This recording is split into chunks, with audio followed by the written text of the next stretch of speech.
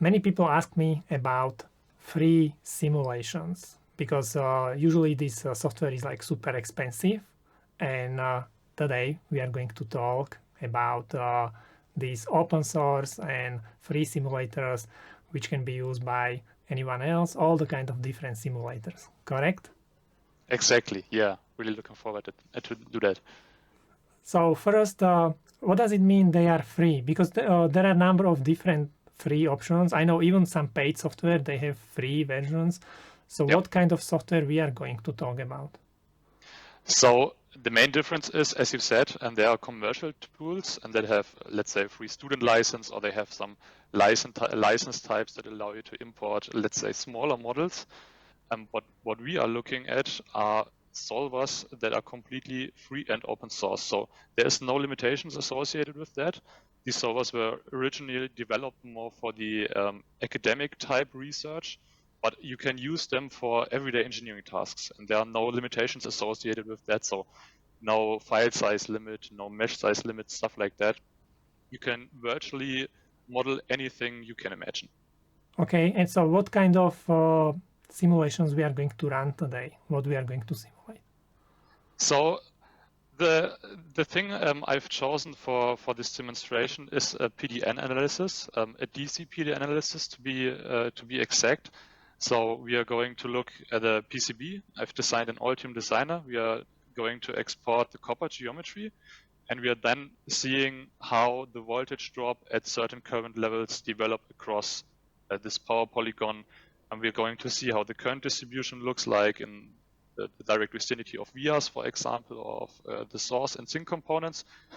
And we could also, if the time allows, look at the heating of these traces, for example. So one thing we get out of the simulation is, for one, the current distribution, but also the Joule heating caused by the current flowing through this PCB trace. And we can then use this Joule heating to feed into another simulation for calculating the temperature of this PCB trace.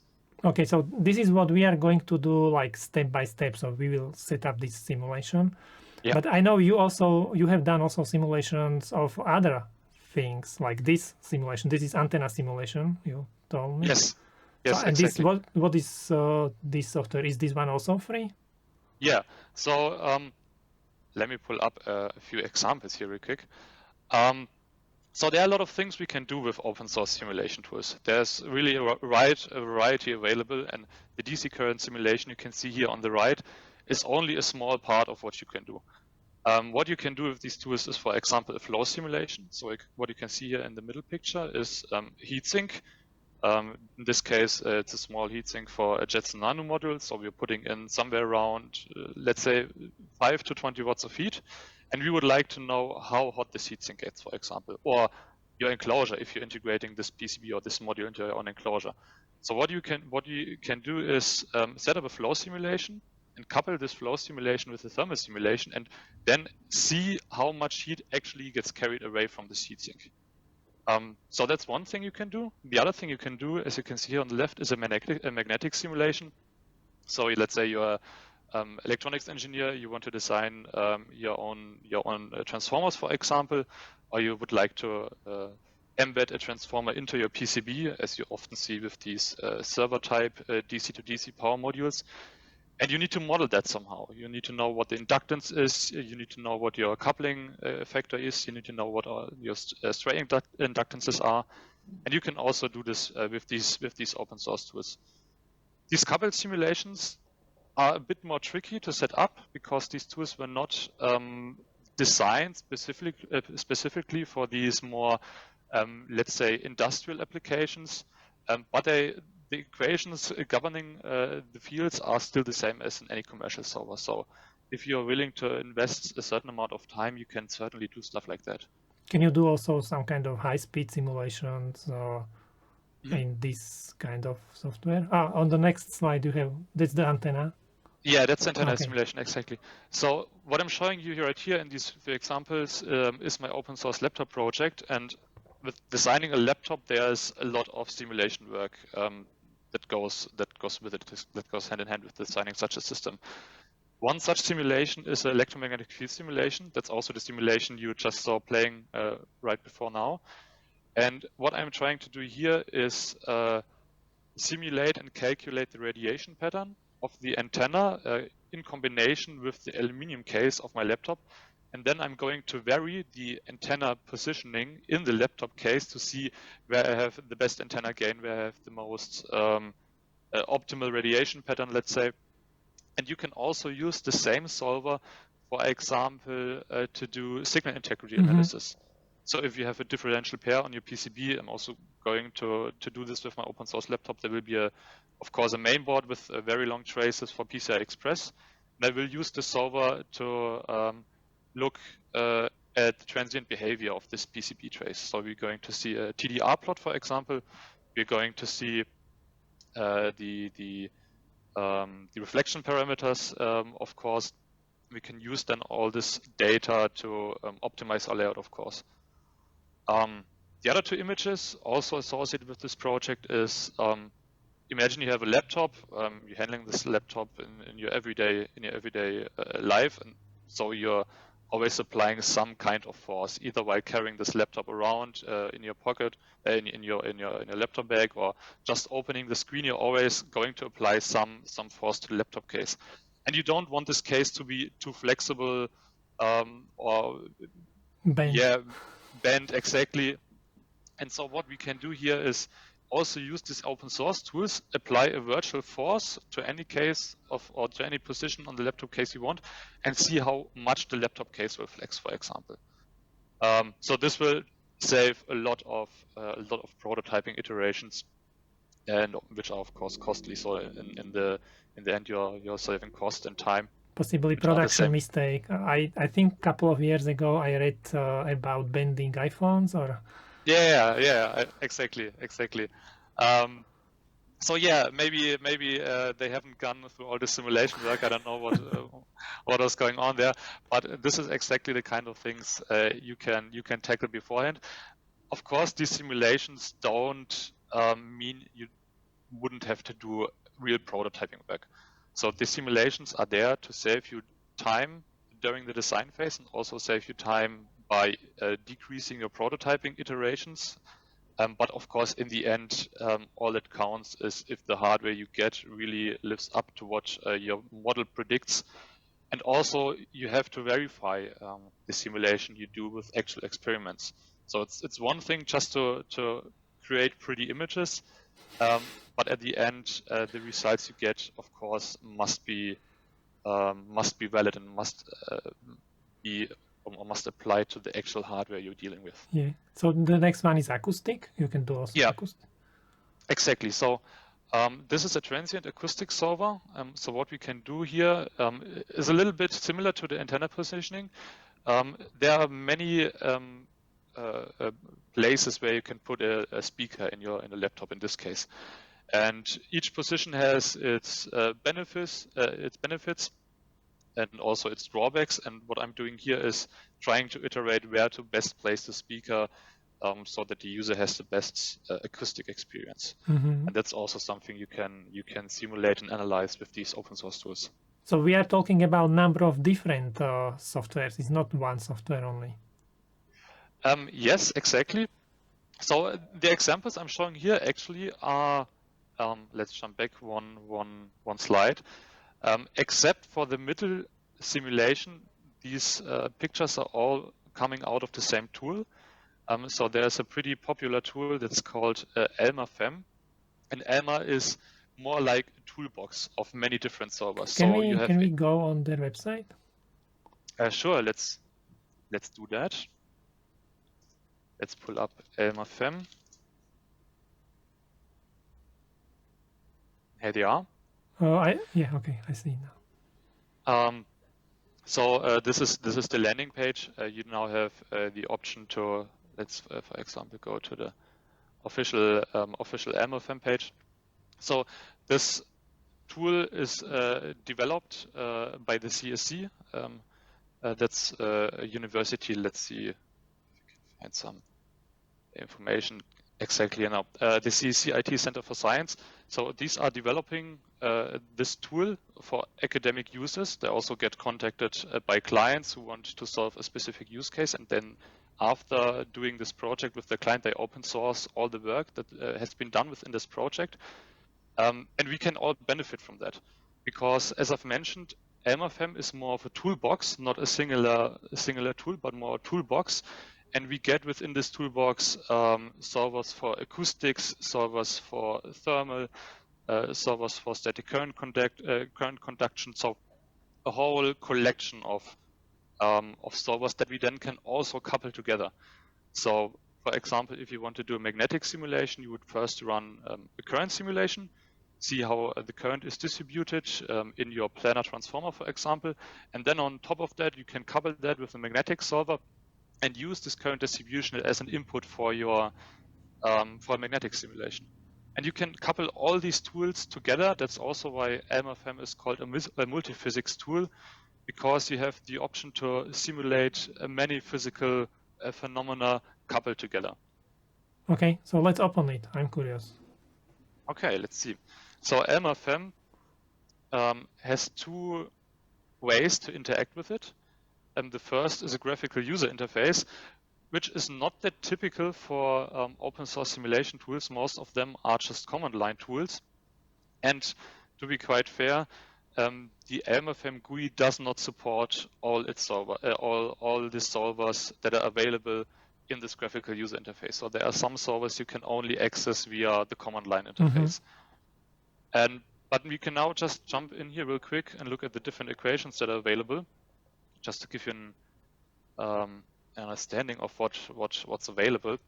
So if you can see here, it starts with electrostatics. We can put in the heat equation, Helmholtz equation. So this is something we can use, for example, for the acoustic simulation, but also for the electromagnetic field simulation. We have in there linear elasticity. So that's the one I've shown for the laptop, where you want to simulate how stiff the laptop case is and how much it bends, for example. What does it mean? What equation? What do you put here? So this equation basically tells LMFM which solver to use and which solver to couple together. So each of these tabs up here is a solver you can activate for your problem, and is also a solver you can couple together. So if you would like to do an electrostatic simulation, you just put this solver on active. And if you also want to do a static current conduction simulation, you can also put the solver on active, and now you have the option to couple these two together to simulate a phenomenon. I thought you need to put there some equations. Oh, no. So these equations are handled in the background. And also the pre-processing and post-processing needed in order to run these calculations this is all handled in the background of LMFM. If you're not using the GUI and using more of the, let's just say, edge case solvers, so the one I've showed you for the transient field simulation, for example, is not very well documented right now. You have to dig into the math a bit in order to get these solvers up and running. But the solvers you can see up here are very good, or are very well documented, and are often used by the community. So you will be able to set up your simulation without getting into the math. Let's have a look on the example what we would like to run in this video. Sure. So what we would like to achieve is something like what you can see here on the right side. So we have a copper geometry. We want to push some current through that copper geometry, and we would like to see the current distribution and the voltage drop. For that, we are going to use a PCB I have designed. What you can see here is the main board for one of the products of my company. Just as a context, in here we have a little connector for a Jetson board, and these Jetson boards, they run with 5 volts and draw quite a bit of current, because they perform at power levels of like 25 to 30 watts, and at a 5 volt input voltage, you're going to get some significant current flow into that. It's the NVIDIA module, which is often used for computer vision, for example. Yeah, exactly. So that's the main board to support these modules.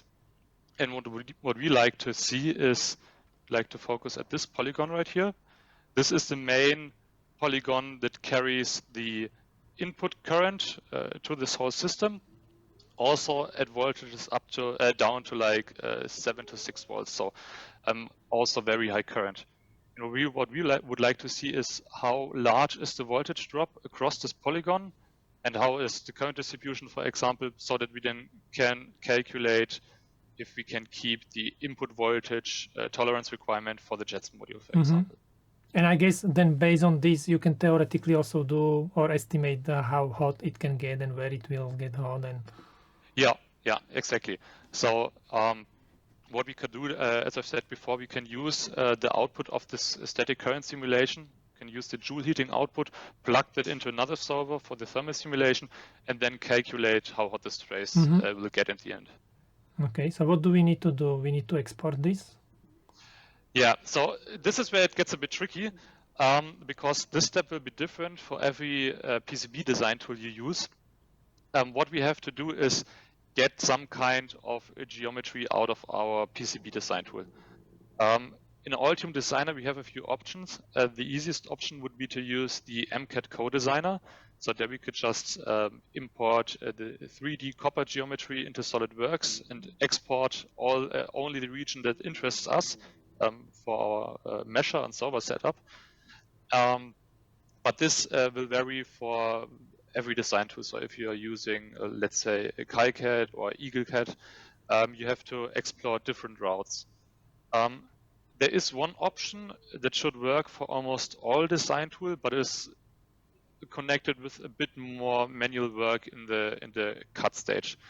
So what we would like to do, I will just select the polygon and the part that interests us. I'll copy them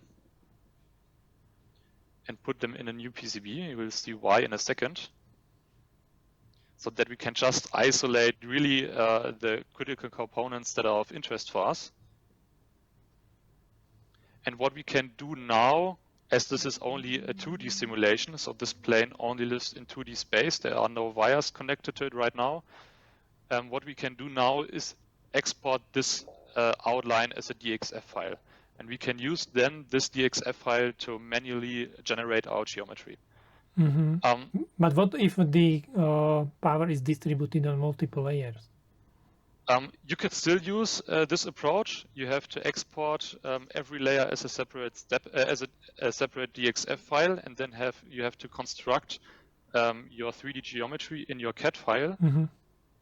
Another option that will hopefully come up soon is a Gerber reader that can also export 3D step files. So I know someone who is currently working on an open source project for that, and I'm really looking forward to where this is leading, because this would make this step a whole lot easier, and also would make this step much more universal for all the different design tools that are out there.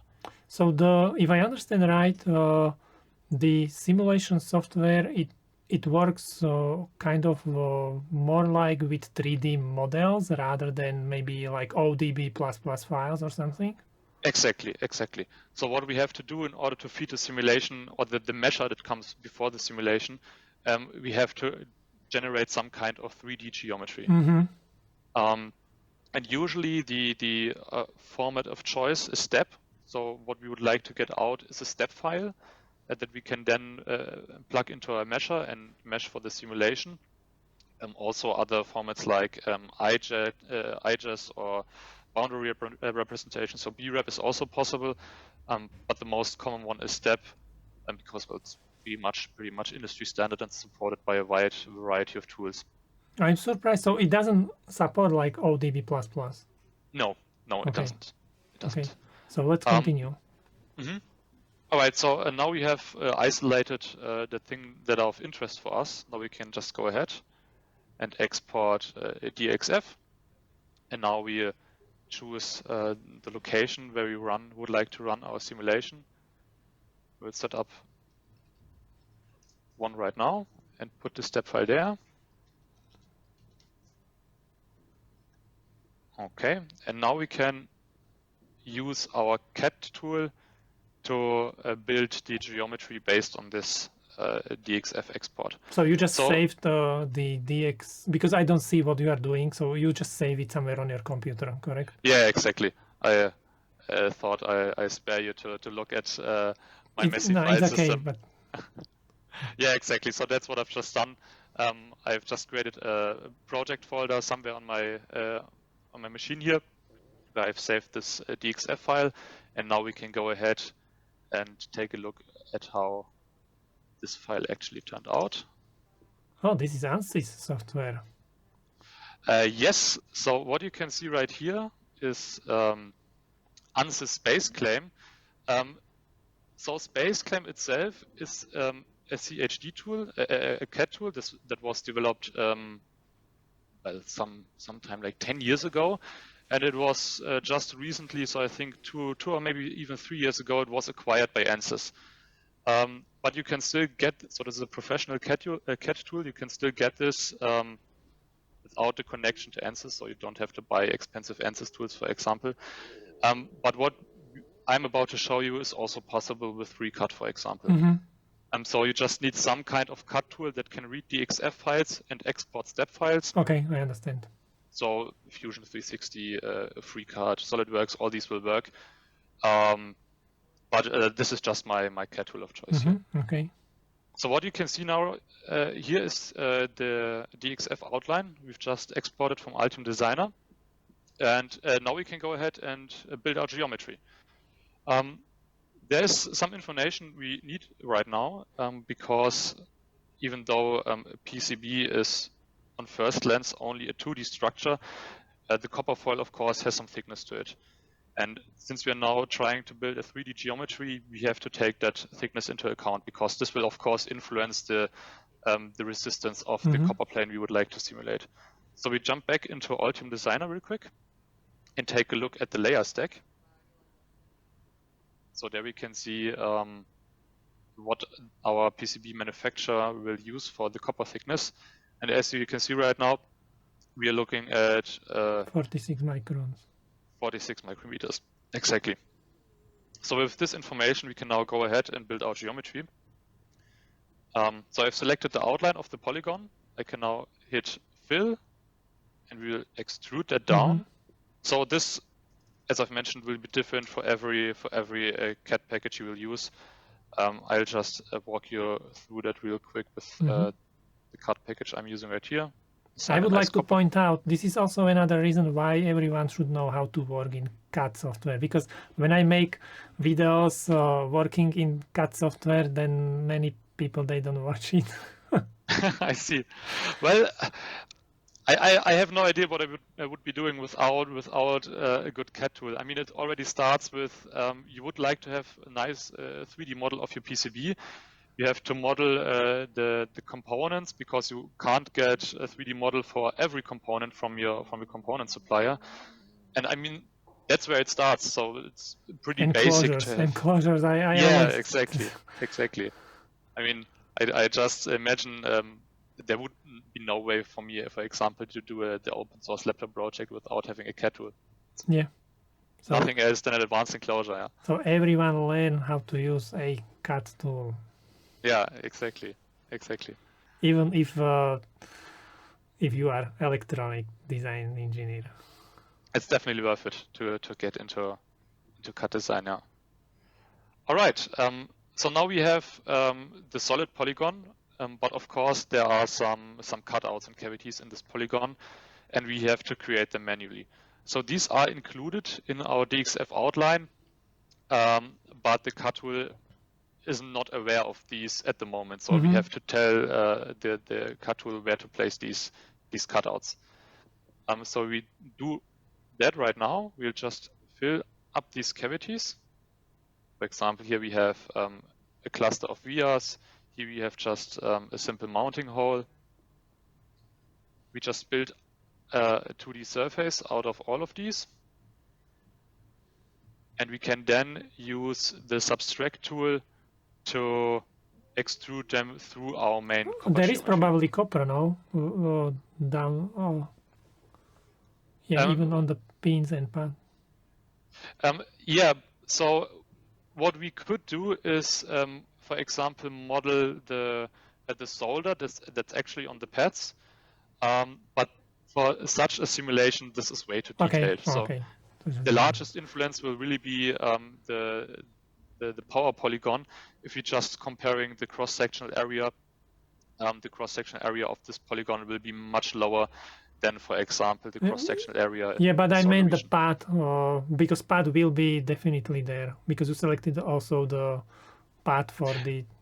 Yeah, I'm getting to that in a second. I just put in these cavities right here, because we don't need those. These won't be part of our copper geometry. So you remove these, but you will do something else with the path? Exactly, okay. Yeah. So what you can see right here, this is the pad that we will be using as the voltage source. And so you need to somehow mark it or something? Exactly, and instead of marking it, I will just extrude it up. So now we have you can easily find it, okay. Exactly. So now we have a slide representation of what you could call the solder fillet, for example. This won't have an impact on the simulation result itself, but this will make it much easier for us to find this in our simulation later on. Okay, I understand. And you have to do the same also for the sink. Exactly, yeah. Just reassign the correct color and do the same for the sink. Extrude it up. And now we have everything we need in terms of geometry. So we have our polygon with the correct thickness, and we have our, in this case, sink component that's right down here, and we have our source component that's right up here. What if you make some adjustments in copper? You have to do it again. Yeah, so what you can do is do these adjustments in your PCB layout tool, but then you have to go through all the export process and so on. You could do this in your cut file directly if it is not too complex. But that's why it would be really great if we have some kind of tool that could handle a direct Gerber to step export. And actually, I will show you right now, there is one tool that can do that. And we can even use that for free as long as we are designing open source hardware. So this is a pretty cool tool. Maybe you've already heard of that. It's a Gerber viewer called Softs PCB. That's the one right here. And this Gerber viewer gives you also a 3D representation of your Gerber file. So you import your Gerber files, you import your layer stack, and then get a 3D representation. And you can then go ahead, if you have the correct license, and export this 3D representation as a step file. And we can look at the premium version right here. There is this open source hardware program. So you can get access to this function. If you say, hey, I'm doing some very cool open source hardware project, I would like to use your software within this open source hardware project, maybe just to look at my files, but also maybe to look at, to do the simulation I'm just showing you. And here you have the option to export a step file. And how much is it if you just buy it? It's not that much actually, so a perpetual license is 150 euros. Okay. So compared to the commercial simulation tools out there, this is still a very good option. And you can basically convert Gerber files to 3D models, to step file, okay. Exactly, yeah. So then you don't have to go through all that complicated export process and can iterate more quickly by doing changes in your PCB tool and then pushing them to your step geometry with just a few clicks. And I guess you can do also much more. Scroll down a little bit. What else is there? So Gerber viewer, IPC viewer, ODB++ viewer. Exactly. So this is a really nice tool. There are a lot of features in there. I personally use this tool just to look at the Gerber files before I put them out to production. And there are a few other Gerber viewers, but I really like the 3D representation that this tool offers. And how can you export Gerbers together with 3D models? So, as I've understand, I don't use the model viewer, But as I understand it, you have to assign these models manually in your Gerber files after you've imported them. Okay. So these are not automatically imported. But please don't quote me on that because I don't use this feature in this tool. It might be that there's also an automatic option. Okay, I only ask because I see in this picture, for example, they have a 3D model of the board. So I was curious how Gerber files could transfer model of the components. Okay, you need to assign them probably somehow. Yeah, so at least in the extended Gerber file specification, there's no option to also convey the 3D information. Maybe they write it there, but it's in German or what is it? I don't know what. Yeah, that's German. Let's see, I can change it to English real quick. Sorry about that. Okay. Go a little bit up where the bold text was. Okay. Yes. Okay. Let's go back to our. All right. Let's switch back to the CAD file. So now we are done with creating our geometry that we would like to simulate. Okay. We can go ahead and export that as a step file. Okay. So let's just call it PCB geometry. Say export as step. There we go. And now we are basically done with the CAD modeling stage of setting up the simulation. So we can close this CAD tool. We don't have to save it because we have the geometry ready. And now we can start working on setting up the simulation. The first step to set up a simulation, I've shown the workflow right here, is the geometry preparation. So that's what we've just done right now. As I said, you can use the CAD tool you're most comfortable working with. So FreeCAD, Fusion 360, Onshape, something like that. And the next step is to set up a mesh. So we are going to use finite element solvers. That means these solvers operate only on a discretized version of your geometry. What that means is you have the polygon, for example, that I've just shown you right now, and we have to cut that up basically into small pieces that we can then perform our calculations on. And the way to do this, to discretize this geometry, is to actually build a mesh and then use this mesh for the simulation. So the simulator itself won't be using the step file, but it will only operate on the mesh we are about to create. So we have to break it down to smaller pieces, and then every piece is kind of simulated to create, for example, the fields or something. Exactly, yeah. The way to create this mesh is by using a tool called Salome. That's the one I'm using. There are also a wide variety of meshing tools out there. I just think that Salome is the most comfortable to work with. There's also Gmesh, for example. That's also still a quite popular tool. But I'm going to show you how I do these meshes using Salome. Okay. So let's pull the tool up right here. And we can open, first say, new project. I'm curious. So you are going to kind of specify the grid? Yes, exactly. So what we'll be doing now, as you said, we'll define how coarse the grid is or how fine the grid is, where we want to have a high mesh density, for example, because if there are areas that we expect to be very detailed or that we expect to be very high field gradients, for example, we can apply finer meshes in this area. For our simulation, we can operate pretty basic, so with almost the default values. There isn't much to keep in mind when building these meshes.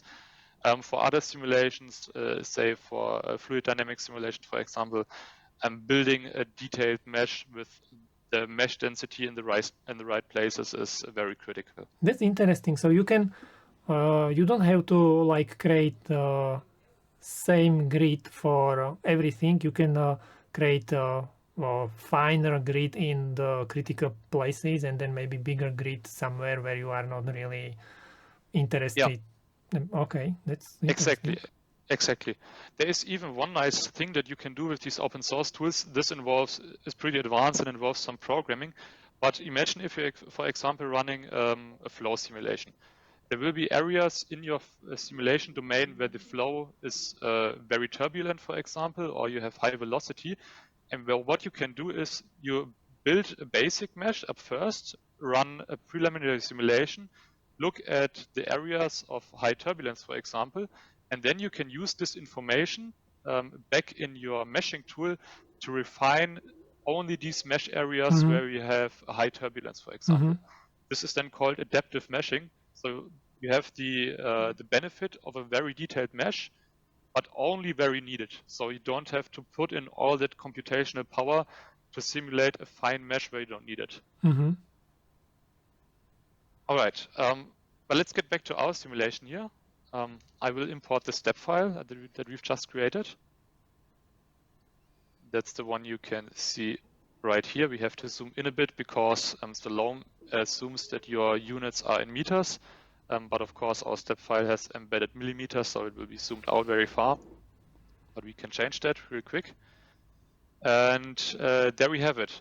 So at the moment, you can see there are some weird things going on. I think what's happening here, usually this is not the case, but what I think is happening here, I've accidentally also exported the step file as part of the DXF file as part of the step file. So there is some 2D information embedded in here which is not correctly represented, but we can check if that's the case. We can explode this 3D model and say we only would like to look at the 3D information. And now you can see these artifacts are gone. So let's call that file PCB geometry as well. And that's now the file that we would like to operate on. So what we have to do now is early on in the process define our boundary, our simulation boundaries. So what that means is stop calculating after. Yeah, that's also one kind of boundary condition. We could say later on that's a temporal boundary, but what we like to set now is the boundary for the simulation variable we're interested in, and in terms of the static current simulation, we will be setting the zones where we would like to input the current and where we would like to sink the current. Okay. I thought it's the boundary, like, for example, a cube around the antenna or something. That's what I... okay, I see. Yeah. So there are also some kind of simulations. For example, if you're doing field simulation, of course, you have to define some kind of air volume, some kind of bounding box. And then, as you've mentioned, you also have these outside boundaries that you have to define. So these are different boundaries. These are like ports or something. We could treat them as ports, yeah. So what we will be doing is assign one boundary condition for the fixed input voltage of 5 volts. And we would like to assign one boundary condition as a 5 amp load, essentially. So we can do it right now. For that, we have to create a group. And these boundaries will be 2D objects. So you click on this icon right here for 2D object. How did you learn all these? Basically trial and error. So there are a few YouTube videos out there that you could watch on how to use these tools. But in the end, you really just have to work with these tools. But I'm hoping that what I'm showing right here might be a good entry for some of the guys out there who would like to work with these simulation tools. All right, so now I've defined our input. So we are currently defining the input boundary condition, and we'll add this boundary to the input group you've just defined.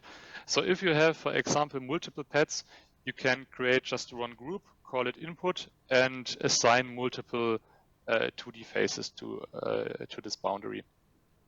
We just hit apply, and we'll do the same, but for the output. Add this to a group and call it output. And now you can see we have our two boundaries here, this input boundary, this output boundary, and we still have our copper geometry. Now is a good time to save this file, because sometimes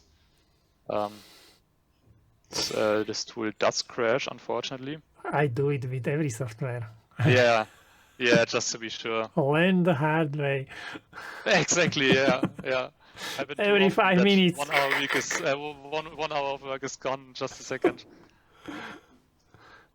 Simulation geometry is the file name I'll choose. I remember once I was writing a note on sticky note, and I was like, how I save it? I was like, Control S. No. Oh no, yeah, okay.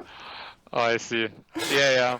That's a good thing to get into your muscle memory. Just to hit Control S from time to time. All right. Okay. Now that we've saved our file, we can jump into the mesh section of this tool. So what we've done right now, this is actually also a cut tool that you can use for modeling your simulation geometry, and we've only used the cut module to define our boundary regions right now. And now we can jump into the mesh tool, and here we can now start to build the mesh for our geometry. So theoretically, we didn't have to use ANSYS, so we could maybe, or this one doesn't support the XF support import? Yeah, unfortunately, it doesn't. Okay. But as I've said, as long as your cut tool is capable of exporting some file that we can import in here, so BREP, step, IGES, STL is also an option, for example. I see now. As long as these file formats are supported, you can use any cut tool you want. So there's no there's no need to go with ANSYS Baseclaim, for example. Okay, jumping back to the mesh, we would now like to create our mesh, which is pretty simple. We just click on the geometry that we would like to mesh. We hit mesh and create mesh. And now we give that one a name also. Let's just call it PCB geometry as well to keep it simple, but I will use an underscore so we don't have blank spaces in there. And now we have different ways of creating meshes. So there are different algorithms out there that you can use. Some will create tetrahedral meshes. Some will create hexahedral meshes. So this is just the type of geometry that is used to break down your... So if it's like square, or if it's like... Exactly. Okay. Exactly. And when it comes to automatic meshing, I'm using the NetGen 1D2D3D algorithm because with this meshing algorithm, you don't have to worry too much about defining certain mesh parameters. This algorithm will take care of that automatically. So now only thing that's left to do is input just some basic outlines of the mesh. So for example, here we can define the maximum element size of our mesh. This is in meters, yeah? Or... That's in meters, exactly. So if you would like to go with 2 millimeters, you write 0.002 meters. And the minimal mesh size, I'm going to choose the thickness of our PCB. So there will be only one element, exactly, of our copper, sorry. So there will only be one element in the Z direction for this geometry. Now I have to think that would be 0.0000046 meters. We can't even write the 46 in there, but let's just leave it at 4, that's fine. Hit OK, apply and close, and now we say this mesh is defined, and now we have to compute it. Right click and hit compute. This now might take some time, but usually for such a geometry, this is quite fast. And now we can already see there was an error because the mesh we have defined is too coarse. So we have to go back in there and use smaller elements. Go down to 1 millimeter and recompute that one. How do you know it was wrong? It's telling you. Yeah, sorry, I skimmed over that. Yeah, so now we are getting an error that the meshing tool was not able to create a mesh for our geometry. And once that happens, especially for these very thin PCB geometries, this is usually the case if the mesh is not fine enough. So the mesher is not able to fit elements within the geometry that we have defined. So we have to go back and refine our mesh manually. Make it even smaller? Yeah, it seems like it. So go to Inway. We can also adjust the fineness. So this is, let's just say, a factor that it's defined by the mesh generator itself. So imagine you have some areas of very fine mesh, as you can see right here, and then you have areas of a very coarse mesh. And this parameter defines on how fast the meshing tool goes from fine to a coarse mesh within one within the geometry. Okay, so now I have to think if I I think I missed a 0 there. Or did I? Let's see, 1 micrometer is -6, 10 to the power of -6 meters. So now we are at 10 micrometers. I think it should be fine. Let's see if it's able to do that. Still no, okay. But now it's only one error. Before there were two. Yeah, so we are getting close, it seems. I still think 1 millimeter is fine, but let's do 1e -6. That's 1 micrometer. That should be definitely working. Let's see. Okay, so basically, still error. Okay, interesting. Interesting. I haven't had that happen before. Let's see.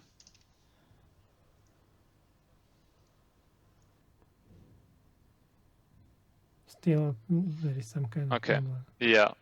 So now we do have a very fine mesh. Our tool is now complaining that we have created a mesh with 500,000 elements. So this is way too fine for the simulation we would like to do. But it will still work. Let's just continue with that. So it's not error. It's just no. It's just saying, hey, are you sure you want to display such a large mesh? Because if you display very large meshes, this tool gets quite slow. So that's why it was complaining that we have such a large mesh at the moment. You know what? Let's go in there one more time.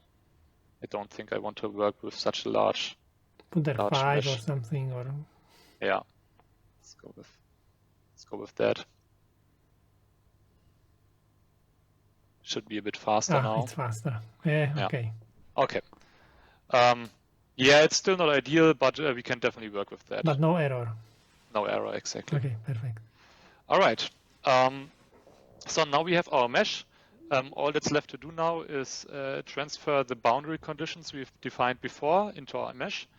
We're going to do that by right-clicking on our mesh and saying, oh no, with this version of the tool, we don't actually have to do this. This tool creates these boundaries automatically for us. So these show up right down here. If we click on them, they will be highlighted. So there's our input boundary. And if we zoom out, there's our output boundary. Okay. All right, so we are done with our mesh. We can move on, export this mesh. We'll be using the UNV file format. It's short for Universal Idea. So that's just one of the basic mesh file or standard mesh file formats that these solvers use. There are others you can use, but if you would like to interface with Elmer, UNV is the easiest one to use. PCB geometry, let's leave it at that. That's fine. And we are done with our mesh. So we can close up this tool, and now we actually get to jump into the simulator. So hit save and close that one. Yes, we want to quit. And now we can open Elmer and go ahead with defining the simulation. So basically, we can say that when you are using this paid version of simulations, they make it a little bit maybe easier. Yeah. So that's exactly the thing.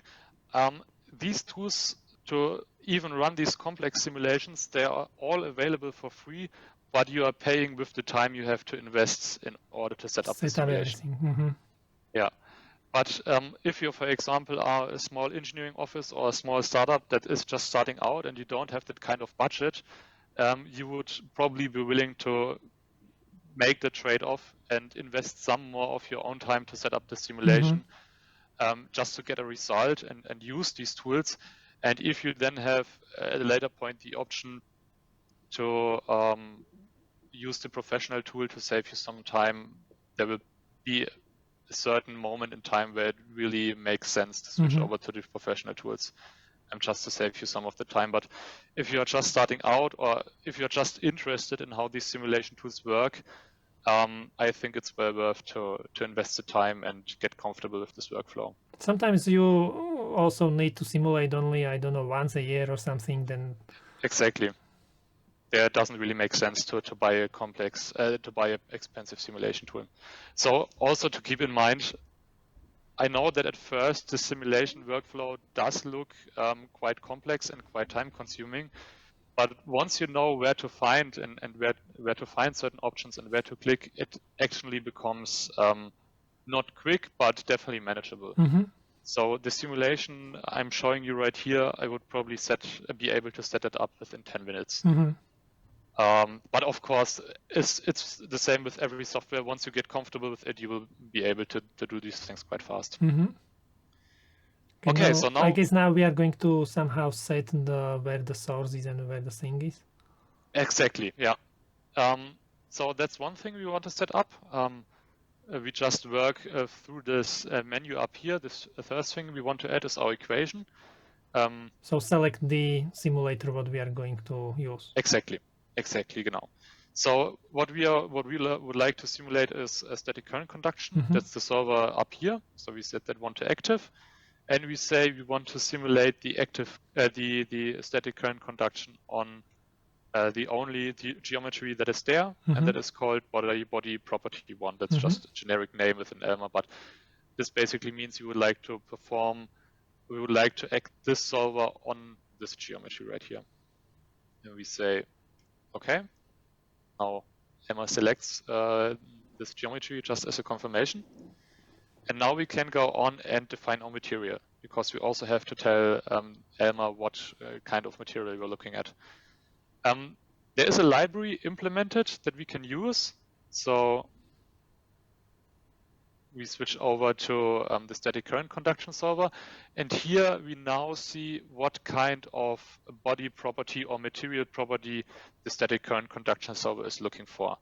So if we would like to simulate current conduction, we need the electric conductivity of our copper. We can use the material library down here.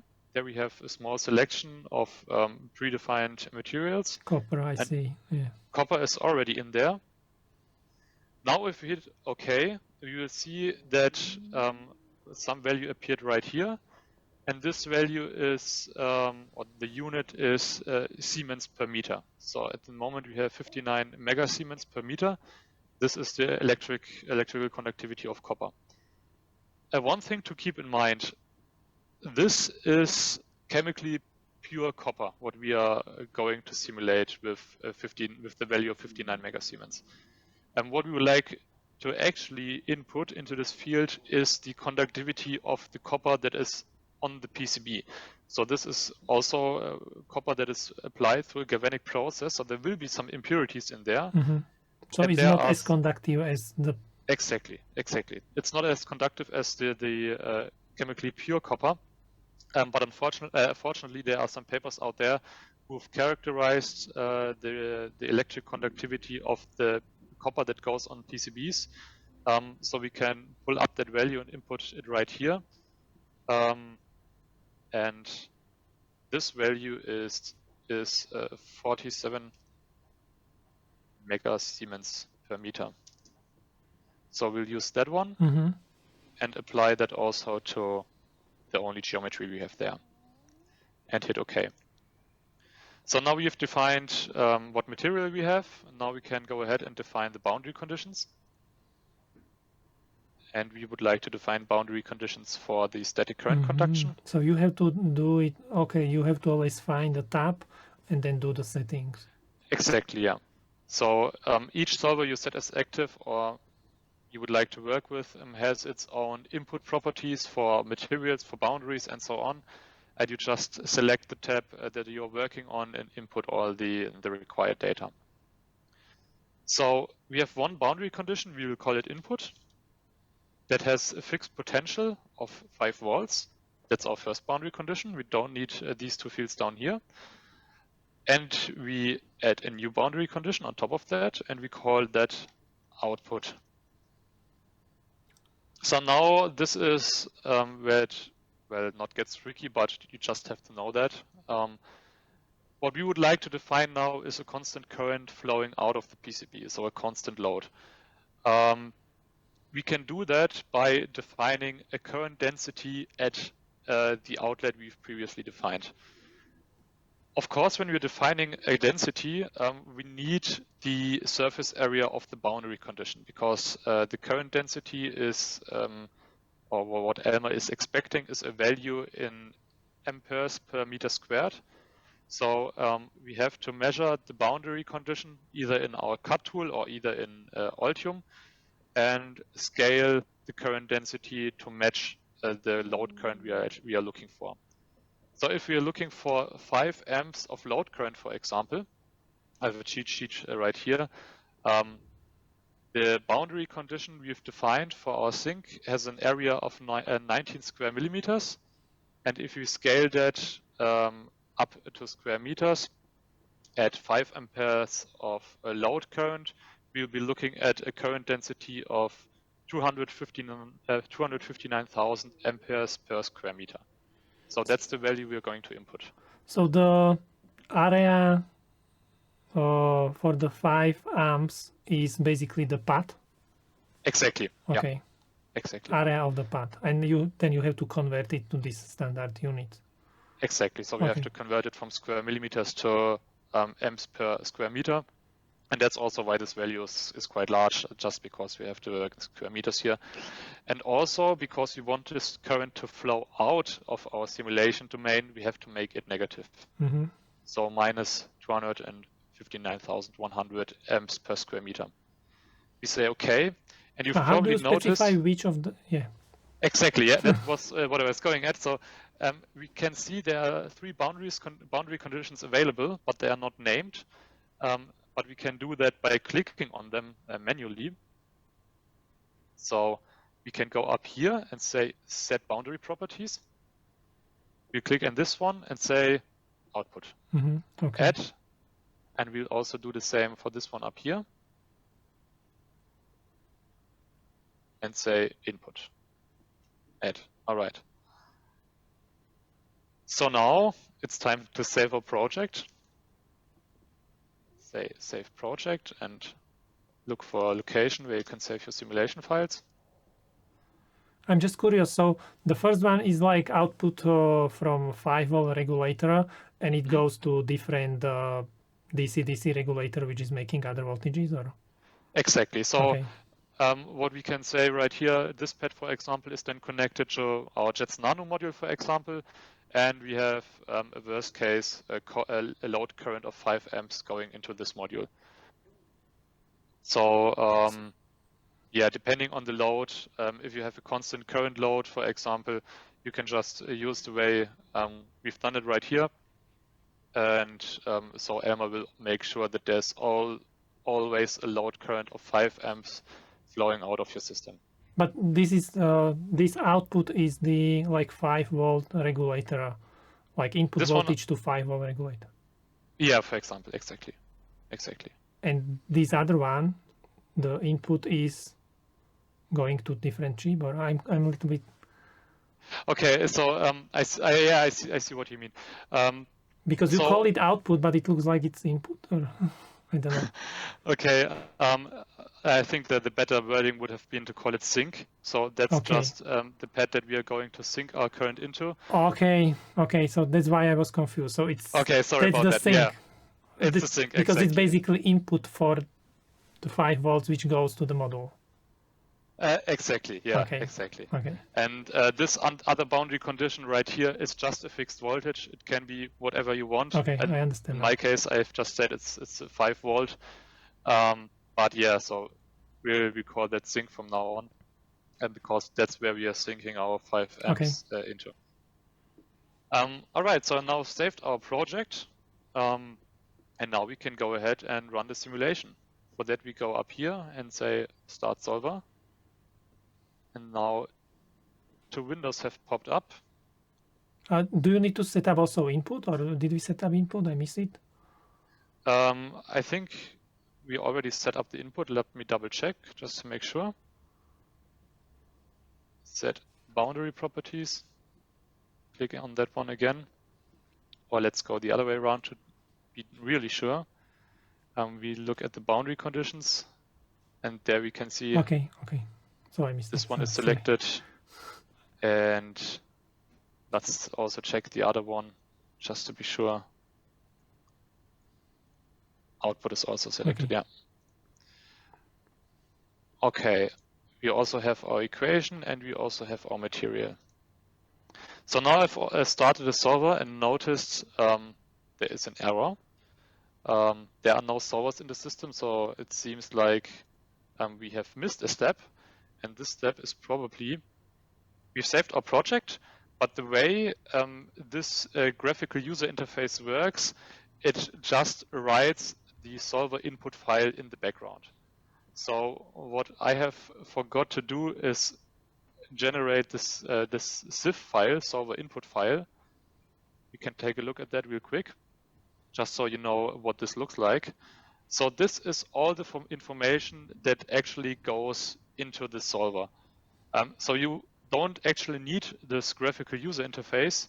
You could do all this by just writing into this text file, for example. And here you also can see what has been going wrong in the simulation I've defined. It seems that while clicking through the GUI before starting this actual simulation setup, I put in the electrostatic solver on accident. So I was thinking about it because we activated a couple of them at the beginning. And so I've missed it, it seems, and that's also why the solver crashed, because we haven't defined any boundaries or any materials that would be suitable for electrostatic simulation. So we have to cancel that one out. But we will do this in the software, in this graphical user interface, just to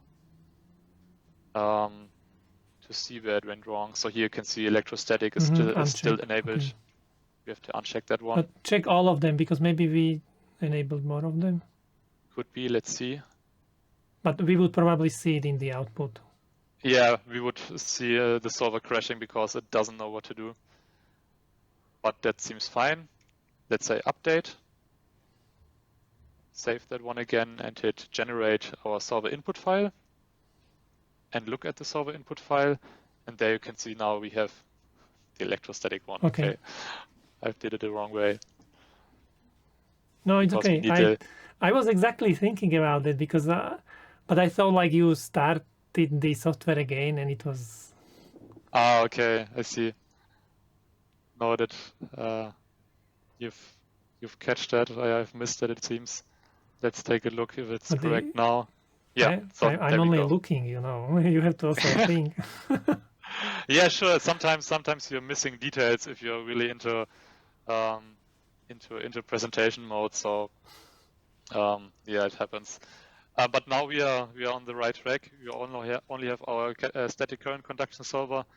You can see in the active solver section of the solver input file, there's only one solver defined. So now we are good to go. Save that, and what you can see now is the project directory that opens up. And I'm just, to be sure, overwriting the SIF file that already exists in here. Yes, I want to replace that one. And now we can go ahead and hit solve. So here you can see now the solver's operating exactly. And what you can see here is the convergence history. So it's showing you basically if the solver or how fast the solver is able to converge to the solution we are actually looking for. And you can see now the solver is finished, but you can see it didn't really converge. So how do you see that? Oh, sorry, now I've clicked that way too fast. Let's replay that. We can see that because usually we have to define convergence. Let's just say target value. So I usually would like to for our equations to converge with a small residual of something like 10 10 to the power of -6 or some very small value. And what you can see here is that we are hovering around 1, which means our solver wasn't able to find the solution we are looking for. And there are multiple reasons why something like this happens. For one, it could be that our mesh is not fine enough, or that these areas where we have very distorted mesh elements, they couldn't be resolved. And so one thing to counter that would be to go back and export a mesh that's finer. The other option is to play with the numerical operation of our solver a little bit. So these are some values you have to fiddle with a little bit. You could go the theoretical route and analyze the system, the numerical system, and see where you went wrong. But if you're just looking for a result on a faster pace, you have to fiddle with these parameters and see if your convergence is what you're looking for. So we can go back into our equation, and there we have the static current conduction solver settings that we could edit. And there are now different methods. For example, for the iterative solver, we can play with these ones, or with the preconditioning. As I've said, I won't get too much into the math. There's a pretty extensive background to that, mathematical background to that.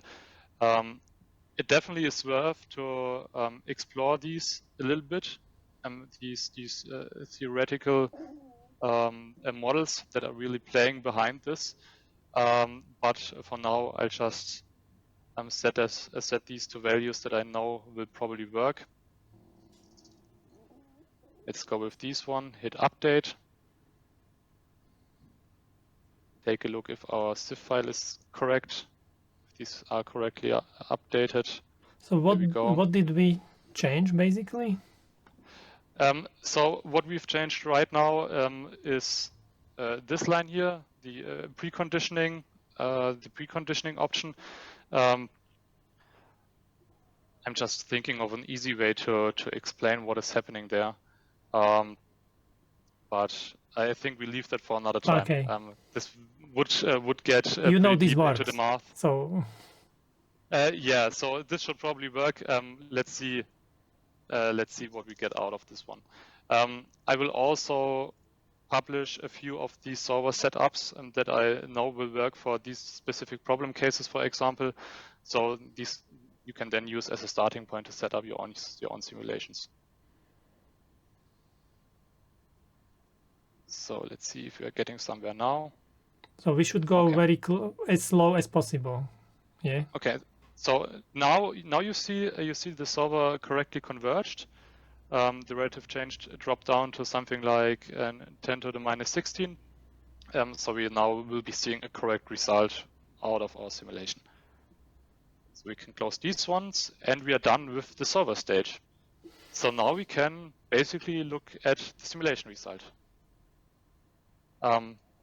The simulation result will be saved in something called a VTU format, and we can use this VTU format with a pre-processing software just like this one that is apparently still running my animation in the background. That's also probably why my computer is a bit slow at the moment. But we'll open it up anew. Let's just double click on this one. And then the tool ParaView opens up. ParaView is also an open source, free to use tool. You can use this for all kind of data visualization, so not just for simulation output, but it's the most popular tool if you want to look at these kind of scientific output data. So input, what are inputs for this software? Like I know this special file, but what is inside? Like 3D model plus some values or something? Exactly. So in this VTU file, we have our mesh itself, and with each mesh node, there now is associated a variable. There is one variable for the voltage, for example, for the potential. There is one variable also, which is a vector for the current density. So we could then also use this visualization tool to put in little arrows, for example, to visualize where the current is flowing and stuff like that. So I've now enabled the module, the file that just was output by our solver. And I can say now I want to look at the potential variable. And now you can see a color map that appears also down here that shows us the potential, the voltage distribution along our power polygon. So we have our 5 volts at the top, where we have our fixed voltage, and we have the lowest voltage down here on our outlet. And this voltage, of course, will depend on the load current you apply. So we can now go ahead and select some of these cells down here. We just say that one, and now we are getting... These are the points from the mesh. Exactly, yeah. These are the points from the mesh. We can also show the mesh even. Let's see where this feature was. Wireframe. So if we hit wireframe, you can see now we also seeing our mesh in here. What ParaView is doing in the surface representation, it's just interpolating between all these different mesh points.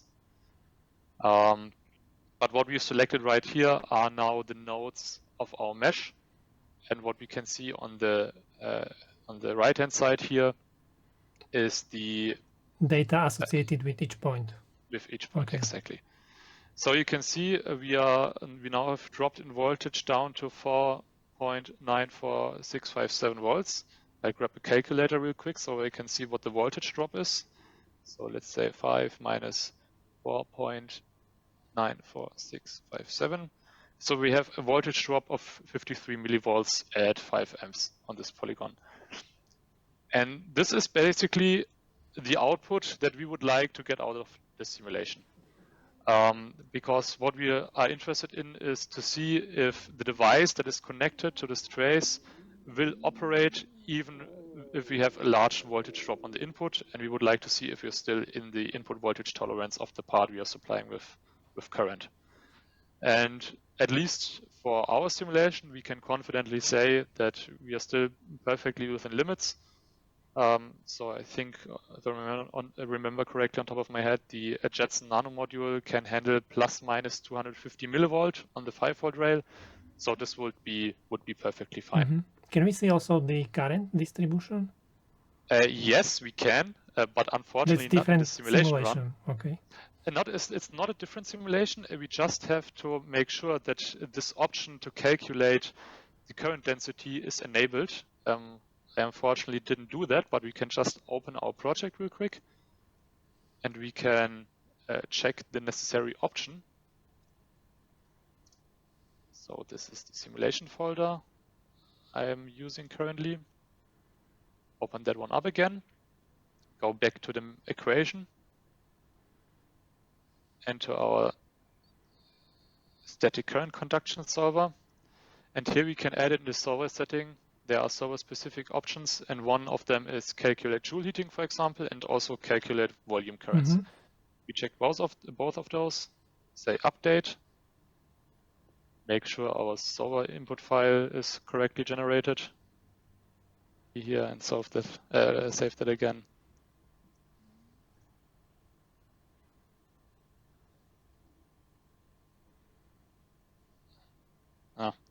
Okay. It seems it still didn't get it. Static current conduction. Okay, now we can go back and reload our file here. I think we have to delete it and import it new. Okay, so there we also have the volume currents right now. We can also assign different color maps if we like. This is just a default one. We can select a new one if you would like to see a few more details. And can you adjust the scale? Okay. The scale, I think, is currently in automatic or something. Yeah, it's also because these values are very high because we're still operating in base units. So in this case, we are referencing to cubic meters. So this is why you're seeing these huge values up here. But what we also can see is an artifact from the simulation. It seems really that the mesh density we've defined was not correct. Because there are some areas of very high and very low current densities where we really wouldn't expect them to be one. So what we would now have to do is actually go back and refine our mesh if we see something like that. But I know for a fact that the value we've calculated with 53 millivolts is correct, because as you will be seeing in a minute, I have the measurement data up on my workbench. But if you're seeing something like that, you would like to go back to the mesh and define a finer mesh. But I mean, can you play a little bit with the scale? I Sure. mean, to see the colors a little bit better? We can for sure do that.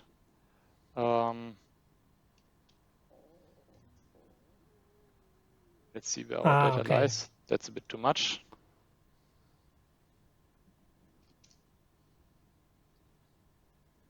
Yeah, so somewhere around there. So we have a high area of high current density down here. This is what I wanted to see.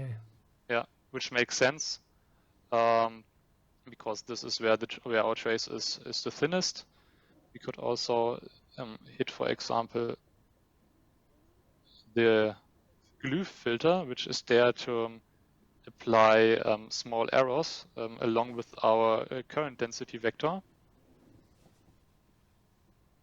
So we can see a visual representation of the current flow. And these errors are now also scaled to the areas of high current density.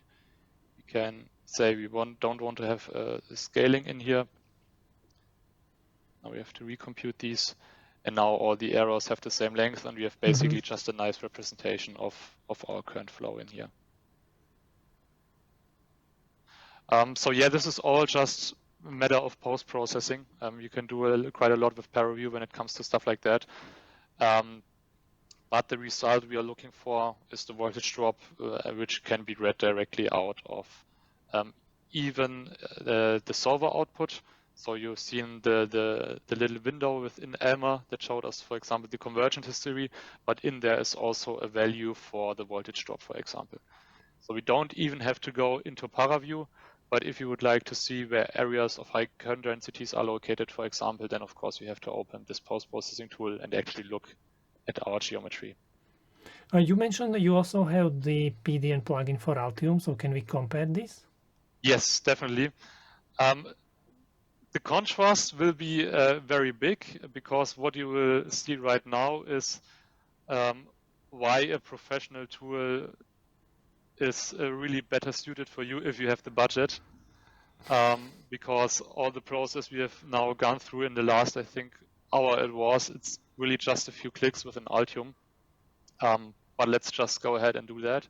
But I like we went through the steps, because now I understand a little bit better what is actually behind these simulations. What is actually happening there.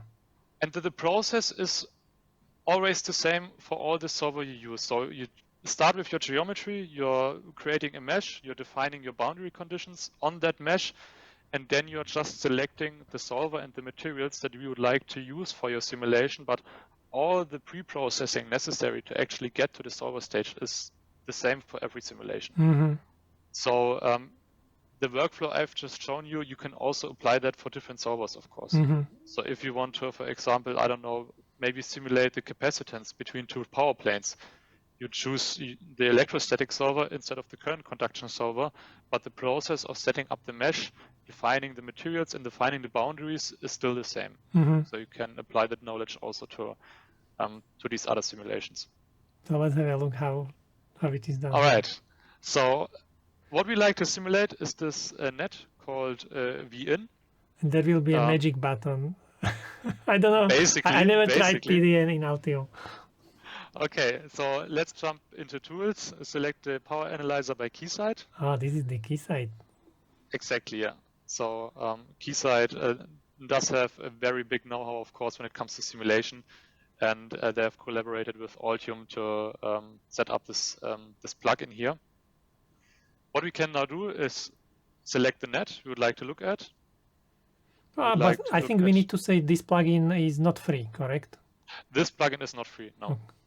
This is just, in this video, it is just to compare the results so everyone see free and open source simulations, they provide same results. Exactly. But you always, or you will be seeing that this tool is really catered for efficient workflow, so you don't have to use different tools for geometry, for meshing.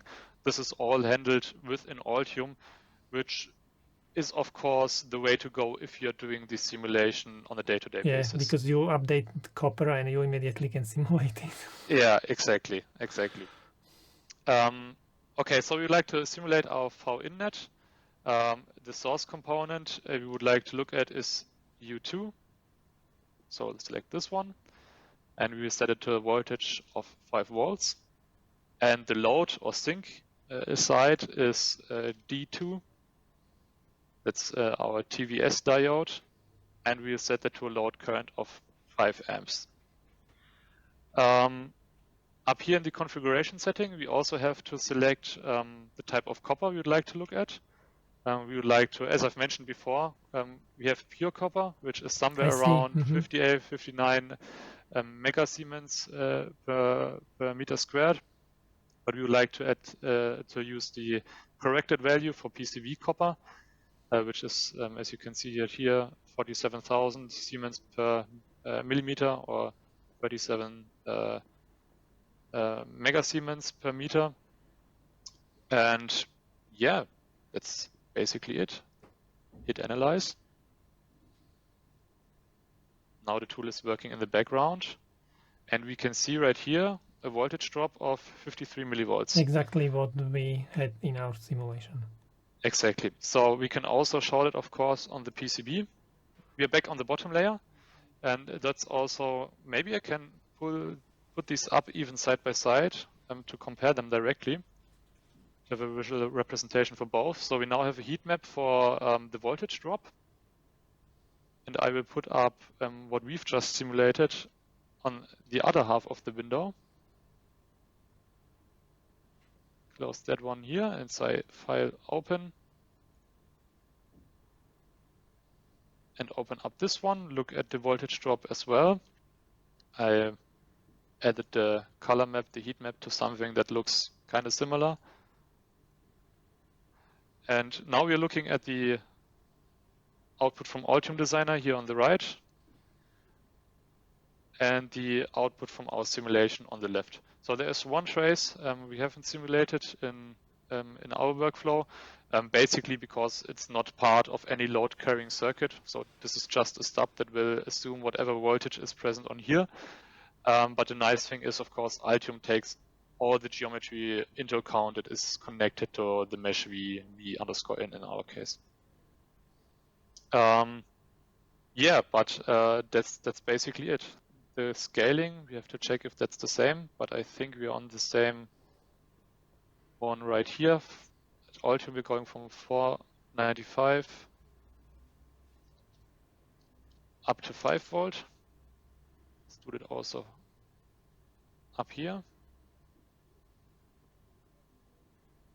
Okay. Yeah, you can see the color maps are not exactly the same.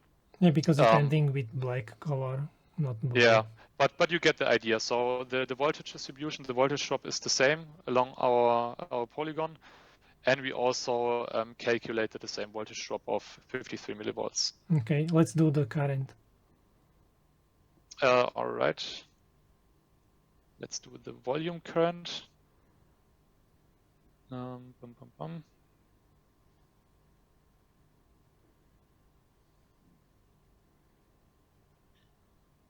Very similar. Yeah. So what we definitely can see is an area of high current density right here, where the current has to basically squeeze through that small section right there. We have areas of high current densities on the corners near our source. So yeah, these results are definitely very similar. What I would like to show you now is the actual measurement data, just to make sure that what we've simulated is actually correct. Okay, so what do we see on the camera? All right, so at the camera, you're currently seeing the lab setup I will be using to verify our simulation results. Down here, I have the PCB that we have simulated. I see if I can show you a little better on the webcam. Just unplug that real quick. And I'll see if I can get that in focus for you there. Oh, okay. All right. So on the right side, you can see what you've been seeing in Altium for the past few minutes. We have our sink up here, and that's where we output our 5 amp load, and down here we'll input our load current of 5 amps. So the setup is a little bit different. We don't have a fixed voltage, but I'm just going to push 5 amps through this trace and use these two these small sense wires connected to measure the voltage drop at 5 amps. Okay, I'm curious. So let's go ahead and do just that. I'll rearrange the measuring setup here. So what I've got up here is a very accurate DC power supply. This is basically a DC power supply that's also a 5.5-digit multimeter, or I think even 6.5-digit multimeter. So if we're going to set this to 5 amps constant current, we can be very confident that we are also getting 5 amps load current out. I've also verified that with these two multimeters just to be sure. But for now, we'll just set it to 5 amps and measure the voltage drop. I put the PCB back down here and connect the multimeter. But first, I have to, of course, switch on the lab bench.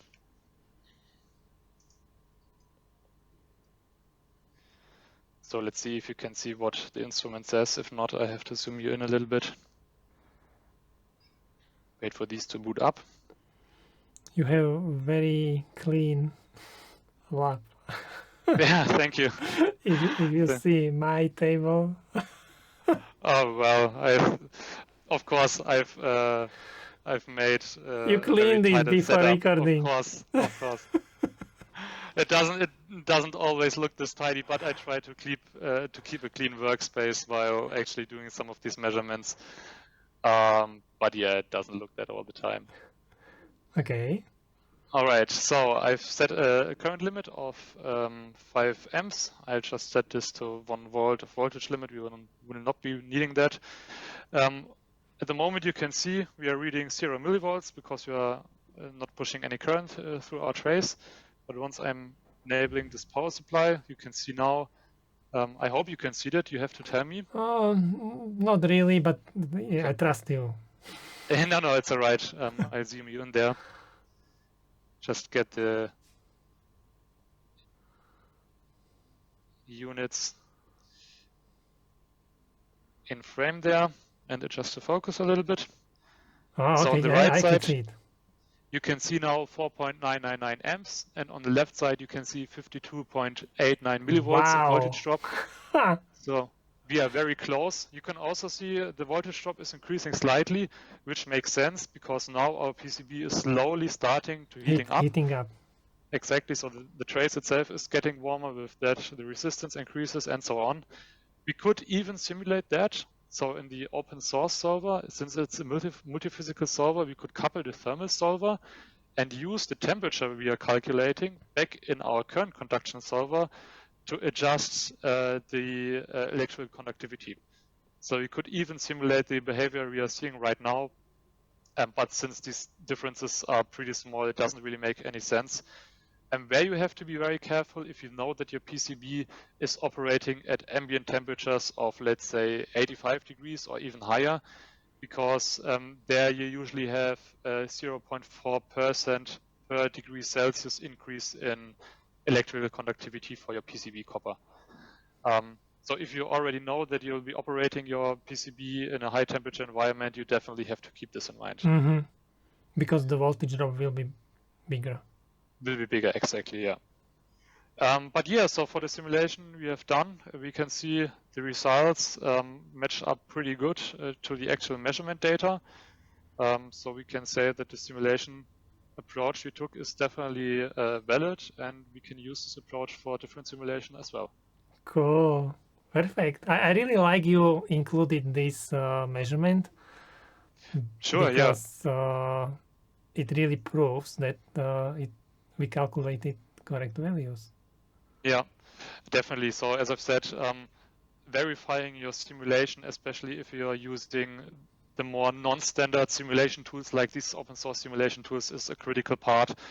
You always have to verify that what you are doing is correct, and you won't be having any issues if you are relying on this data for further simulation. Mm-hmm. Let's go back to your presentation. I'm curious what you have on the other slides. All right. Yeah. What I have down here is basically just a summary of what we've already been seeing. The voltage drop we have calculated with Elmer is 53 millivolts. With the Altium Keysight plugin, we have 53.7 millivolts. And on the measurement, I don't know if you can see it right here, but it says 52.8 millivolts. So it's just a summary of the different values we've calculated with these two methods and compared them to reality. So cool. And what are the other pictures? There is the measurement in your presentation number 6. Yeah. All right. Yeah. Yeah, that's a bit more close up of the measurement setup. Mm-hmm. So what I've shown here is the PCB. This is the polygon where my cursor is that we are trying to analyze or have been analyzing. And this is just the measurement setup with the load wires carrying the 5 ampere load currents, and the 2 sense wires that we have been using to measure the actual voltage drop across this polygon that's already outlined here on the left page side. 7. What is on page 7? Page 7 is just information. Okay, notes and 4. Page 4. All right. That may be something interesting. That's what I've been mentioning when it comes to coupling different solvers together. Elmer is capable of simulating multiple physical phenomena coupled together. So on the left-hand side here, you can see a PCB trace also. And I've performed a current simulation, so same simulation we have been doing right now. And what you can see here in the heat map is the current density within this power trace. But what I've also done is I've coupled this simulation with a magnetic field simulation. So these tracers you can see around here, they follow the magnetic field that is built up around this PCB trace, and we can use this information of the field energy, for example, to calculate how much inductance this PCB trace is going to add to our circuit. Mm-hmm. So we can use this information, for example, to build up a SPICE network model where we then can include the trace inductance in our simulation. Sometimes this is important because I know placing some components close to magnetic fields may influence parameters of the components. Yeah, definitely. And that's also the thing of like, we can use MFM to run a transient simulation coupled with a magnetic simulation that will tell us where we, for example, have resonant modes in our power planes. So that's also something to keep in mind when doing PDN analysis. Of course, there is the static side of things where we just calculate the voltage drop, but we also have to look at the power planes, at the power distribution network across the larger frequency range, where we then be seeing resonant peaks, for example, and we would like to take care of those by altering the geometry or by strategically replacing the coupling capacitors and so on. And that's also something that we can model with these open source tools. And another example on the right, this is actually the open source. This is your project. Oven. Yeah, that's the vapor phase soldering oven that my company has developed. And what we've been doing here is, this is the process chamber where the soldering takes place. and the bottom of this chamber, there are our heating elements which will heat up our heat transfer medium. So the bottom of this chamber will get very, very hot. And we wanted to make sure that the thermal expansion caused by this heating doesn't rupture or compromise in some way the welds that we use to weld together this process chamber, because you will be applying some mechanical stress to these welds, and if the stress gets too large, the weld will rupture, of course. And what we can do here with the simulation is couple thermal simulation together with an elasticity simulation and see how great the forces are when we heat up the bottom of this process chamber. So this is always also something you can do with these open source simulation tools. Wow. Okay, very quickly. So let's go back to the different software which you would use for the flow. You mentioned. So what kind of software would you use for the airflow? So for airflow simulation, I would use something. I would use CodeSaturn. So CodeSaturn is a tool that was specifically developed for CFD use cases. So what we can model in there is conjugate heat transfer, for example. So what that means is we can couple a solid domain, a heatsink, for example, with a fluid domain, and we can then place a thermal load on the heatsink, see how the heatsink warms up and statically transfers the heat into its fins. And from there, we can see how much heat gets carried away by the surrounding air, or maybe if it's a water cooler, by the surrounding water and stuff like that. And you somehow specify direction or source of the air, or? Exactly. So you can do either that, that would then be called forced convection. So we have a fan somewhere in our system, or if we have a water cooler, we have an inlet somewhere, and we can define how fast the medium is moving across our heatsink.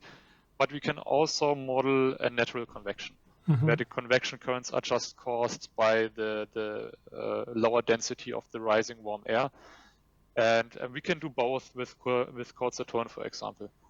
And you could use CodeSaturn even for more advanced simulations. So they have a compressible module that you can use to model hypersonic flows, for example. So you can then, I don't know if you know these animations where you have a bullet flying through the air and you see these shock waves coming off of the bullet caused by the bullet going supersonic. You could also model this with CodeSaturn, for example.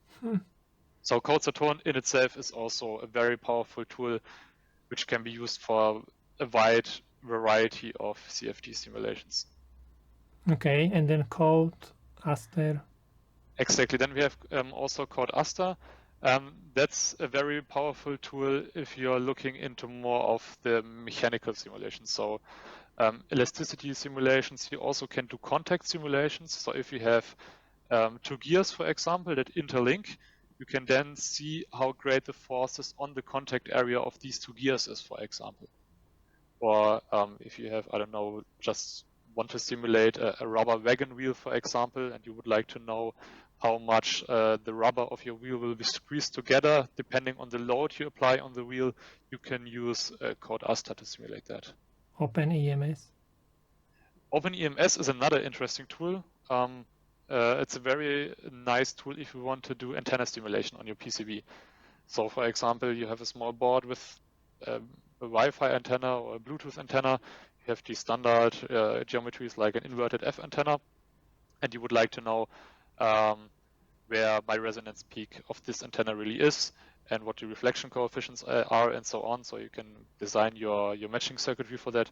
You can use OpenEMS to plug in the geometry from your PCB design tool and calculate all these parameters that are then needed for optimizing your antenna, for example, in terms of radiation pattern and matching and so on. Okay, and how do you use Blender for visualization? So what you can do is you can actually do pretty much, or you can do similar things that you can do in ParaView. So Blender is able to read these VTU files that we put into ParaView, and we can then use the VTK nodes that are available for Blender to visualize simulation within a more, let's say, advanced rendering engine. So if you want to create animations that are really I exactly realistic. thought it will be maybe for animations or... Yeah, exactly. You can definitely use Blender for that. What you can also do is just export the scene we've been seeing in ParaView and import that into Blender. I can show you that up here. So these two images, the one on the left and the one in the middle, were actually generated by reading the output from ParaView into Blender and then creating this rendering of the PCB around that, including these errors, for example. So this is then something you can do together with Blender. Nice. And now I would like to talk a little bit about your laptop, if you can. Can you? Because yeah, of course. Because it's an open basically, source project. Yeah. Because basically, everything what you do, all these simulations, everything, you apply them on your laptop, correct? Yes, exactly. So the thing is, that's also one thing why I've chosen a laptop among other things. But designing a laptop is really a multidisciplinary endeavor, I would say. So you have design challenges in there ranging from thermal to mechanics to acoustics to airflow, then to high-speed PCB design and so on. But for these simulation tools, you really have the option to model a lot of these things. So you can model the antenna positioning, the bending and flexing of your enclosure. You can model the acoustics. You can model the airflow within the laptop enclosures. You can make use of all these simulation tools. And I would like to take the opportunity and maybe create little tutorials for how I've applied these simulation tools within my laptop project. Because usually I'm doing contract work that I'm not allowed to share any details about, but with such an open source project, I can show the whole process and show how I apply all these open source simulation tools. You can create online courses. Yeah, exactly. That was also a thought that has crossed my mind. We can talk about it after we stop recording. So, Sure. do you have this laptop published somewhere, this project, or if someone is interested to see it, or right now it's not public? Exactly. So at the moment, I'm still in a very early phase. So what I've finished so far is the mechanical design. At least I'm pretty far along with the mechanical design. I would say it's about 90% done. And I'm now starting to define the electrical architecture. I'm not a fan, to be honest, of publishing any work that's not been verified. But I'm sure this, but I'm sure this laptop project will be going on for a year, 2 years, maybe even longer. So there will be some intermediate steps where I will start to publish informations about that. And what I will be doing, which I think is very cool, I'm working together with Altium, and they will be publishing this open source project on their projects page. And there you can then use their online viewer that's embedded into their website to scroll through the PCBs, for example. So basically, you are creating this laptop because you wanted to learn something new. Yeah, so I only want to learn something new, of course, but there are two main driving factors why I've created this laptop. So for one, I'm not a fan of the throwaway society that we currently have. So what I'm trying to do by open sourcing all these files is to give anyone who wants to repair this device on his own or bring his device to a repair shop the ability to just look into the schematics, look what chips will be used, maybe even scroll through the layout to see where you find different test points to measure and really debug your system. I want the system to be as easily repairable as possible. And for that, I think it's necessary to put out all the source files. Mm-hmm. And so that's one motivation why I'm doing this, just to counter this movement a bit of just throwing away consumer electronics because there's really no way of repairing it. And I'm also not a fan of having to rely on repair shops to get correct versions of the schematics of your system somewhere, because I know that there are schematics floating around the web, but I don't want to know how they got there. And I think in order for a repair shop to really work with these designs files and for them to have a good feeling about that, they need to have the source files available on a, they need to be able to source them through a legal way, let's just say. And the other thing I'm observing is that technology is getting really, really complex, more and more complex over the years. And I have the feeling that there are less and less people who really would like to get into these more complex domains. And I think consumer electronics in itself is a very complex domain just because you have very high computational density. So the PCBs in itself are very high tech. You have HDI PCBs with multiple blind and buried wire programs. You have a lot of power in a laptop, especially in a small space when it comes to the VRMs, for example. And I think the only way to really, to really motivate people to get into this kind of thing and interest them to get into this kind of thing is to show how it's done. Because for me, that's also the thing how I've learned many of the electronic design side of things. So your project, for example, the OpenRex project has helped me a lot because I just can open the files and see how it's done. And so thank you for that. By the way, that was a really great help when I was starting out. Thank you. And yeah, I would like to create something similar, but for a complete product that not only includes the electronic side of things, but all the other challenges that are associated with that. What is it going to be based on? What is going to be the main CPU? So this is a bit of a tricky question because, as I've said, I want to open source these files, and companies like Intel and AMD, they are not really thrilled about you open sourcing schematics that contain their chips. There is an option that I'm currently exploring. I can't talk or can share too much about that right now, but I would like to go with either Ryzen Embedded or a Ryzen Mobile platform. But I have to work out details on how this can be accomplished, and I'm still able to publish the source file. So this is still a work in progress. But the architecture is what then? ARM or x86? x86, yeah. x86? Yeah. Wow. Yeah, that's definitely a bigger challenge. But also, I think that's the only way to create a laptop that's more suitable for the consumer market. Okay, one more quick question. So what is your current company doing? So I currently have two companies. The main company is called PCB Arts. We are really focused on... You can open website. Oh, sure, yeah. Good you mentioned that. So this is my main company. This is called PCB Arts. English. Oh, sorry. Yeah, sure.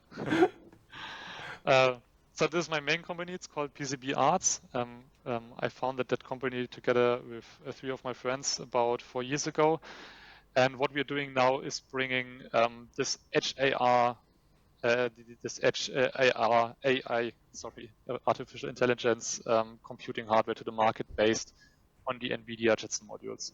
So that's also the PCB that I've performed this PD analysis on, that we've been looking at. And what we are offering is a very flexible solution that you can configure yourself. So I will show you that real quick because I think that's a very nice. So who would use this? Visual. Like only companies would need to, I don't know, process computer vision or something like this? Exactly. So if you're a software developer and you have developed a very interesting use case, for example, during the COVID pandemic, we had a guy who developed a camera vision system that could detect if people have masks on, for example, and you could use this system then, for example, to process this image stream and output just the data that tells you, hey, person. So it's a lot for like for companies what are designing software and they need some special hardware. That's what they can use it for. Exactly. Yeah. So the thing is, of course, you have also always the option to get some custom hardware designed, but getting custom hardware designed is expensive and takes a lot of time. And what we've decided to do is just create a configurator where you can configure only the hardware you need, and you will also only be charged for the hardware you need.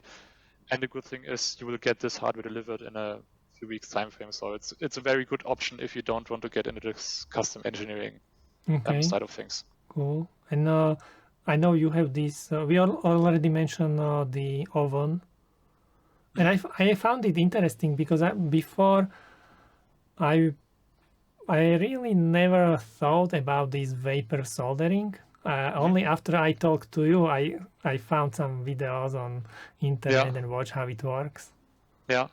So the vapor phase soldering is, in the industry at least, a pretty standard process actually. It is used mainly when you have components with a very high thermal mass.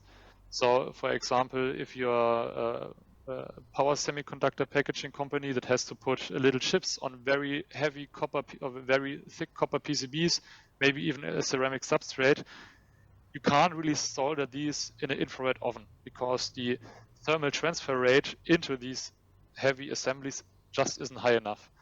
But with the vapor phase soldering, you're basically boiling off a liquid and you're lowering your assembly into the vapor phase, so into the vapor that develops above the liquid. And the colder your assembly is, the higher the condensation rate of this hot vapor on your assembly gets. So you get a very high a thermal transfer rate, and with that, and also a very even temperature profile across your whole PCB. So for example, if you have a small PCB with a very large BGA in there, and besides the BGA, of course, you have your small O2 or 1 components with very low thermal mass, and ideally you would like for all these components to heat up at the same level.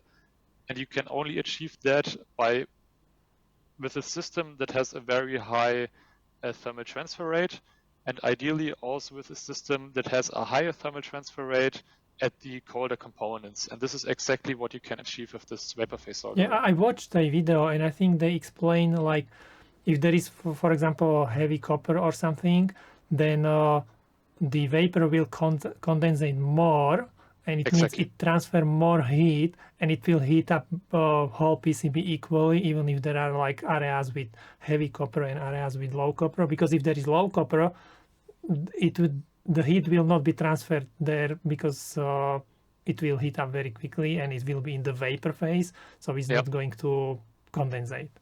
Yeah, exactly. Okay. That's exactly it. So that's why you have the option to heat up your assembly very evenly. And what we've done is we've developed a system that can be used in a prototyping scenario. So if you're a small engineering office and you're hand assembling small batches of your PCB, you can then use such a vapor phase oven to solder very sensitive components. Why did you do that? Because it doesn't look like you really, this was your initial idea for your company, or you build it because you need it, something like this, or? Exactly. So at the start, it was actually a pretty similar story to how I got into this open source simulation world. When we started out our company, we were of course on a limited budget, but we still needed to have the option to solder sensitive components because we were advertising that we can build such systems. So we needed a soldering system that can handle these sensitive components, or just components with a large thermal mass, for example. And the only option out there was like really, really expensive, and we had to build our own system. And that's what we did. We built our own system and put it online on Twitter and so on, and people seemed to really like that idea. And we thought, well, if we have this problem, then other companies just starting out will have the same problem as well. And that's why we've decided to commercialize this product and make it available for a broader audience, essentially. Mm-hmm. But basically, I think you mentioned this like first version is open source, or so. Yeah, exactly. So the first version of this design is open source, and we have a PCB Arts GitHub where you can check out the design files. This newer version is not open source. But it's okay. If you want, if you want to look at the working principle of the first system or even build the first system, you can definitely check out our GitHub. Is the vapor safe? It is up to a certain temperature. So the heat transfer medium we are using in itself is chemically inert, so you could even drink it, but please don't do it. I definitely don't recommend doing that. But you could, you wouldn't die from that. But once you start to heat up this heat transfer medium above 390 degrees, it starts to break down and release hydrogen fluoride, which then protolyzes in your lung with the moisture in your lung to form hydrofluoric acid, which is of course very, very bad for you. So something like smoking in the vicinity of the system is definitely a no-go.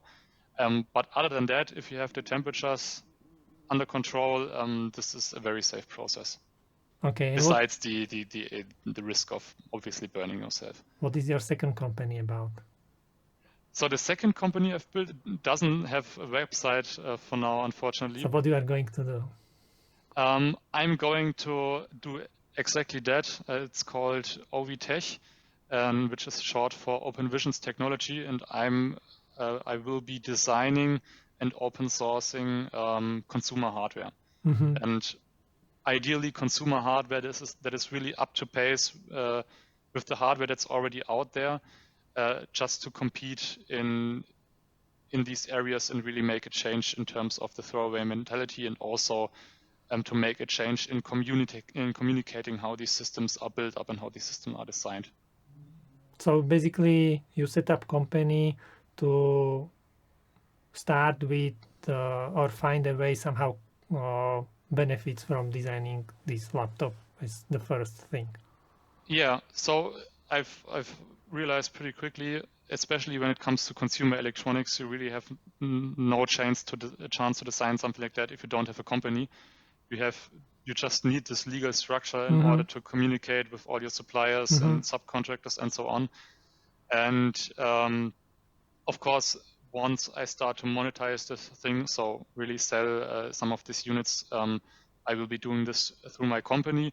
And I'm also thinking to set up, maybe courses or through my company, and just to communicate how these things are designed, how these things are built up. Okay, thank you so much, Lukas. This was like super interesting, and now I have the idea how this open source simulation software works, and I understand the steps. So if I would need to simulate or use different simulator, now I know basically what to do. That's really useful. Very nice. It was a pleasure talking to you. Thank you very much. And that's everything. Thank you very much for watching this video.